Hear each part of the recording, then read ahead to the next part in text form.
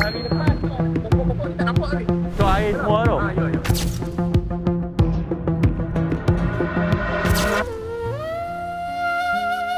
Hari ini saya berada di Kedah untuk melihat situasi sungai-sungai kita bila air bahagian huluan turun dan melalui sungai-sungai ini. So dia pecah dua jalan.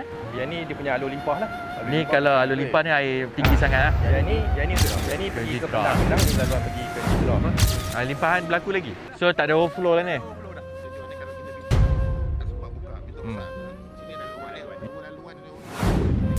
Kita meninjau barrage Pelubang, kemudian di Tanjung Pao, dan ketika ini kelencongan Sungai Baru. Ini cabaran projek ini begitu lama tak selesai menyebabkan keadaan yang sempit di sinilah. Kerajaan telah luluskan projek Sungai Temin Bata dengan peruntukan RM290 juta untuk menyempurnakan keseluruhan projek di Sungai Kedah ini. Segala cabaran ini kita perlu tangani dengan penuh hemah dan juga untuk membantu mengurangkan risiko banjir.